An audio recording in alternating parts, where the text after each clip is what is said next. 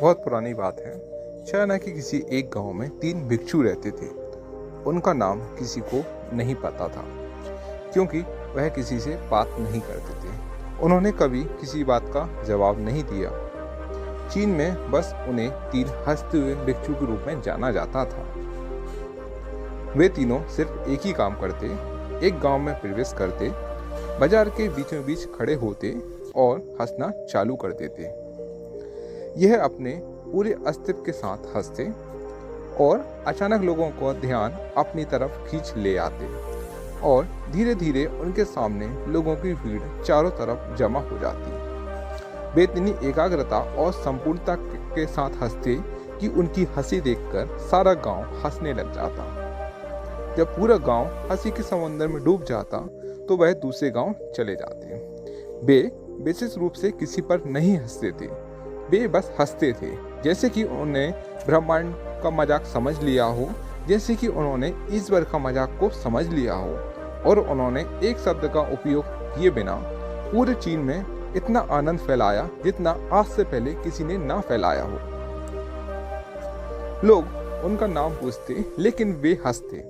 इस तरह से उनका नाम बन गया था 3 लाफिंग मॉन्क, यानी 3 हंसते हुए भिक्षु।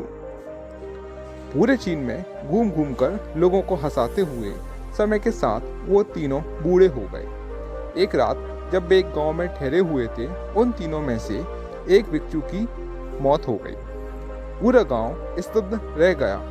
पूरा गांव बहुत ज़्यादा उम्मीद कर रहा था, क्योंकि उन्हें लगता था कि जब उनमें से एक की मृत्यु होगी तो बाकी 2 भिक्षु बहुत रोएंगे। यह देखने लायक हुआ, क्योंकि किसी लोगों को रोते हुए नहीं देखा था।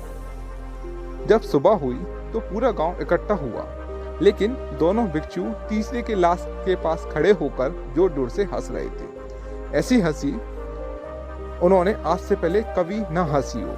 गांव के कुछ बड़े बुजुर्ग ने उन्हें समझाने की कोशिश की, यह आपका साथी था और इसकी मृत्यु पर आपको हंसना नहीं चाहिए। तब उस दिन पहली बार उन भिक्षुओं ने लोगों से बात की और कहा, हम हंस रहे हैं क्योंकि यह आदमी जीत गया। हम हमेशा सोचते थे कि कौन मरेगा सबसे पहले, लेकिन इस आदमी ने पहले मरकर हमें हरा दिया। हम अपनी हार, इसकी जीत पर हंस रहे हैं। इसके अलावा कई वर्षों तक यह हमारे साथ रहा। हम एक साथ हंसते थे, हमने एक दूसरे की मौजूदगी, उपस्थिति का आनंद लिया। उसे अंतिम विदा देने का इससे बेहतर तरीका और क्या हो सकता है। हम केवल हंस सकते हैं, लेकिन पूरा गांव उदास था। जब मृत भिक्षु के शरीर की अंतिम संस्कार के लिए उसे चिता पर लेटा गया तो सारे गांव वालों को एहसास हुआ कि शेष वे भिक्षु केवल मजाक नहीं कर रहे थे। वे तीसरा जो मृत था वह भी हंस रहा था। चीन में यह प्रथा थी कि जब एक इंसान की मृत्यु हो जाती है तो उसके पुराने कपड़े उतारकर उसे नहला धुलाकर नए कपड़े पहना दिए जाते थे। लेकिन मरने से पहले उस भिक्षु ने अपने साथियों से अपने कपड़े ना बदलने के लिए कहा था। तीसरे भिक्षु ने कहा था, मुझे स्नान मत करवाना, क्योंकि मैं कभी अशुद्ध हुआ ही नहीं। मेरे जीवन में इतनी हंसी आई है कि कोई अशुद्धता जमा हो ही नहीं सकती। मैंने कोई धूल जमा नहीं की है। हंसी हमेशा युवा और ताज़ा होती है, इसलिए मुझे नहलाकर मेरे कपड़े मत बदलना। जब उस तीसरे भिक्षु के शरीर पर आग लगाई गई, गांव वालों को पता चला कि उस भिक्षु ने मरने से पहले अपने कपड़ों में कुछ पुराने चीनी पटाखों को छुपा रखा था, जो आग लगने के बाद आसमान में फटकर रंग बिरंगे कलर में फैल गए। और यह देखकर एक बार फिर पूरा गांव जोर जोर से हंसने लगा। तो इस तरह से वह तीसरा भिक्षु मरने के बाद भी गांव वालों को हंसा गया।